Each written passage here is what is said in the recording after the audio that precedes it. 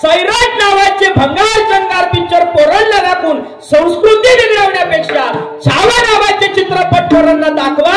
घराघरात छत्रपती संभाजी महाराज जन्माला येतात. बसलेली मंडळी आपल्या पोरांमध्ये ताकद असली पाहिजे समोरच्याला गार करण्याची. पाहिल्यानंतर समोरचा गार झाला पाहिजे. कमीत कमी एवढी पर्सनॅलिटी आमच्या पोरांची चांगली असली पाहिजे. पण सांगू का सध्याच्या स्थितीला पोरं कुरकुरे खाऊन फार कुरकुऱ्यासारखी झाली महाराज. काय पोरं युद्ध करणार मला सांगा. ते जनावर खाणारे लोक आहे, जनावर कापणारे लोक आहे. आपल्या हिंदूंचं त्याच्या पुढे काहीच चालणार नाही.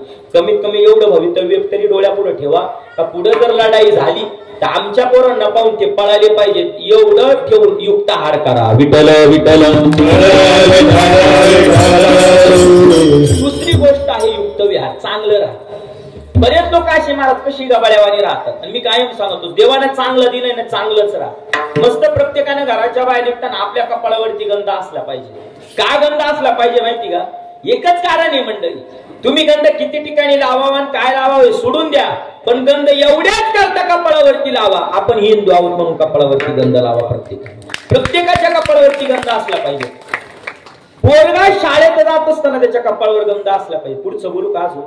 पोरगी कॉलेजला शाळेत जात असताना कपाळावरती टिकली असली पाहिजे. तर वाक्य नीट ऐका. जिच्या कपाळावरती टिकली तीच टिकली. आलं का लक्षात. मी काहींच्या आताही त्यांच्या घरी गेल्यानंतर ऐका. आमच्या पोरीच्या कपाळावरती टिकली असली पाहिजे. हातात बांगड्या असल्या पाहिजे. पायात पैंजण असली पाहिजे. केसाच्या 2 वेण्या असल्या पाहिजे. आमच्या पोरींना भारतीय संस्कृतीच्या नियमांना राहायला शिकवा. पण मला सांगू का सध्याच्या स्थितीला पोरांची चुकी नाही. शाळा कॉलेजेस एवढ्या नालायक निघाले ना तर तिथं पोरांनी गंध लावलेला चालत नाही. पोरांनी टिकली लावलेली चालत नाही. गळ्यामध्ये काही घातलेलं चालत नाही. हातात काही घातलेलं चालत नाही. पायातली पैंजण चालत नाही. महिला मंडळ माझी विनंती आहे. मला एक सांगा. शाळेत पोरं घालत असताना आपण शाळेत पोरं घालतो. तुम्ही फुकट पाठवतात का पोरांना शाळेमध्ये. फी भरताना तुम्ही तिथं पैसे भरून पोरांना शिकवताना.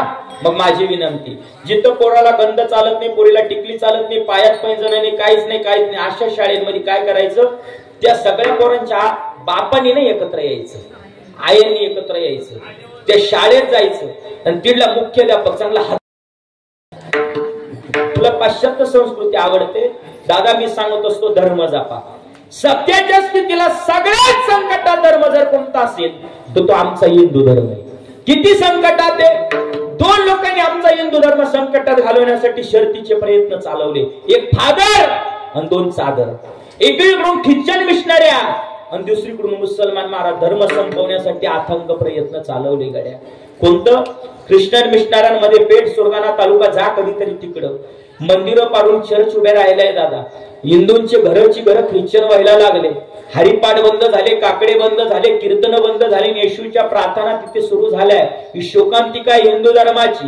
आणि दुसरा आघात आमच्यावरती केलाय तो मुसलमानांनी लव जिहाद सारख्या प्रकरणातून. मी स्पष्ट बोलत असतो माझ्या प्रत्येक कीर्तना प्रवचनामध्ये. मी हिंदू धर्मावरती फार बोलत असतो. याचं कारण आहे सध्याच्या स्थितीला मी तर म्हणतो प्रत्येक महाराष्ट्रातल्या कीर्तनकारांना 10 मिनिट तरी हिंदू धर्मावरती कीर्तनात बोललं पाहिजे.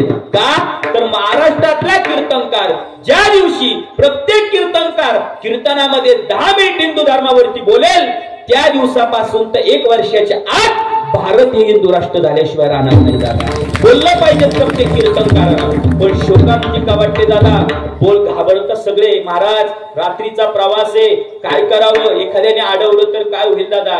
अरे दादा आपण काय मेलेल्या आईचं दूध पिलं जाईल काय. आपण त्या कुळामध्ये जन्माला आलेला आहोत. कोणतं कुळ. अहो ते कुळ. सध्याच्या स्थितीला सिनेमागृहात एक चित्रपट आलाय. काय नाव त्याचं. छावा. किती लोकांनी पाहिलं हातवर करू द्या मला. नाही पाहुणे आलेले इथं काही पाहुणे हा गावात दाखवला ना. पहिले ज्या आयोजकांनी या गावात छावा नावाचा चित्रपट दाखवला ना एकदा त्यांच्यासाठी जोरदार टाळी वाजवा. का माहितीये. सैराट नावाचे भंगार चंगार पिक्चर पोरांना दाखवून संस्कृती बिघडवण्यापेक्षा छावा नावाचे चित्रपट पोरांना दाखवा. घराघरात छत्रपती संभाजी महाराज जन्माला येतात. आणि ज्यांनी पाहिलं नसेल त्यांना विनंती माझी जा सिनेमागृहात 200-250 रुपये अशी खर्च करतो आपण. सिनेमाचं तिकीट काढा. बघा छत्रपती संभाजी राजांना हा हिंदू धर्म हिंदवी स्वराज्य मोठं करत असताना किती त्रास झाला. नीट ऐका. छत्रपती शिवाजी महाराजांचा खऱ्या अर्थानं बलिदान मात चालू. संभाजी महाराजांचा बलिदान मात चालू. थोडा नव्हता दादा. 1 नाही 2 नाही 4 नाही 8 नाही 10 नाही. तब्बल 40 दिवस माझ्या संभाजी राजाला त्या औरंग्यानं त्रास दिला आणि हलहल करून माझ्या राजाला मारलं दादा. त्या संभाजी राजाच्या पवित्र हिंदू धर्मात जन्माला आलेले मी लोक आहे. वाक्य नीट ऐका. त्याच ठिकाणी आपल्यासारखा एखादा जण असता मला थोडी ठेच लागली आम्ही 2 दिवस घरातून बाहेर निघत नाही. पण विचार करा माझ्या संभाजी राजाला किती यातना झाल्या असतील. संभाजी राजा 40 दिवस एवढ्याच करता जिवंत होते. संभाजी राजाला फक्त वाटायचं एकदा फक्त हातातून पायातून साखळदंड सुटले पाहिजेत. मग औरंग्याला दाखवतो मी काय. रोज अपेक्षा असायची हात सुटतील, उद्या सुटतील, साखळदंड तुटतील. रोज अपेक्षा होती तब्बल 40 दिवस.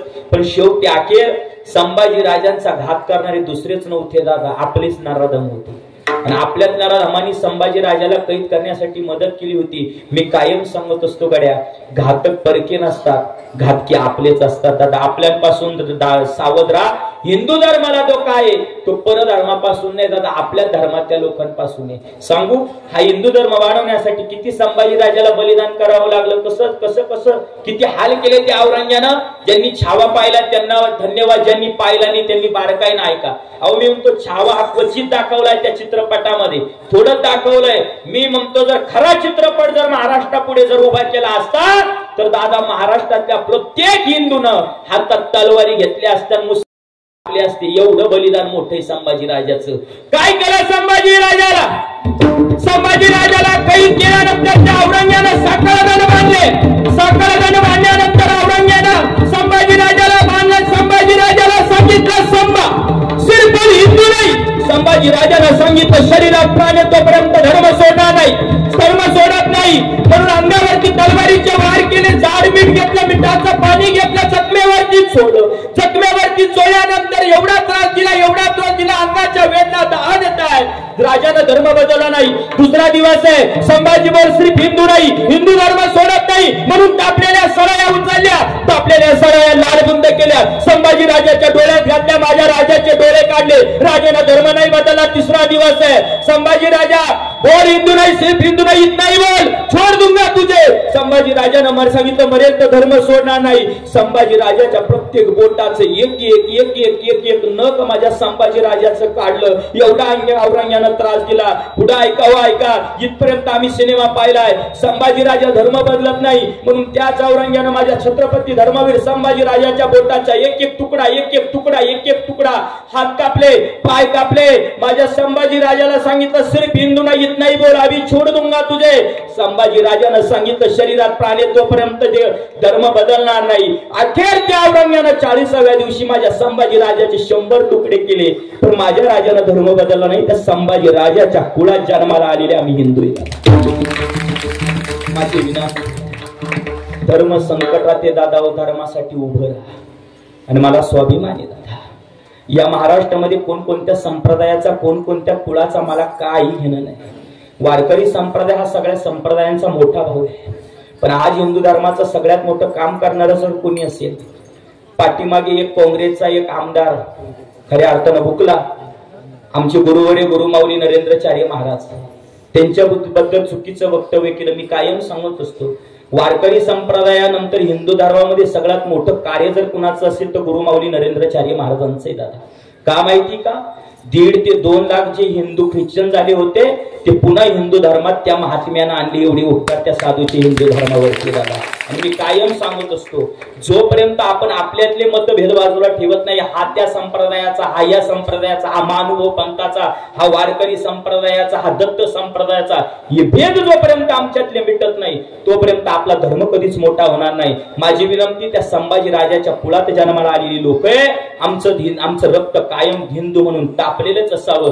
किती तापलेलं असावं माहिती? किती रक्त तापावं ऐकायचंय? फक्त एकदा माझ्या पाठीमागा म्हणा, आता जेवढं रक्त तापतं ना तेवढं शेवटपर्यंत जोपर्यंत शरीरात प्राण आहे तोपर्यंत तापलेला असावं. त्या दिवशी संभाजी राजे आणि शिवाजी राजे घराघरात जन्माला येते नाही तर दादा शक्य नाही दादा. किती रक्त तापलेलं असावं. सगळ्यांनी माझ्या पाठीमागा नाही म्हणायचंय. माईकवरचे सगळे आता माईकवरती थांबून घेतील, कोणीच बोलणार नाही, बोलतील ते फक्त खालचे. सगळ्यांनी माझ्या पाठीमागा म्हणायचंय जय श्रीराम, जय श्रीराम, जय श्रीराम, जय श्रीराम, जय जय श्रीराम, जय जय श्रीराम, हर हर महादेव, हर हर महादेव, धर्मवीर संभाजी महाराज की जय. सत्य सनातन हिंदू एवढं रक्त तापलं ना दादा, एवढं शेवटपर्यंत आमचं रक्त तापलेलं असेल, मी म्हणतो आपल्या धर्मावरती कुठलं संकट येणार नाही. विठ्ठल विठ्ठल विठ्ठल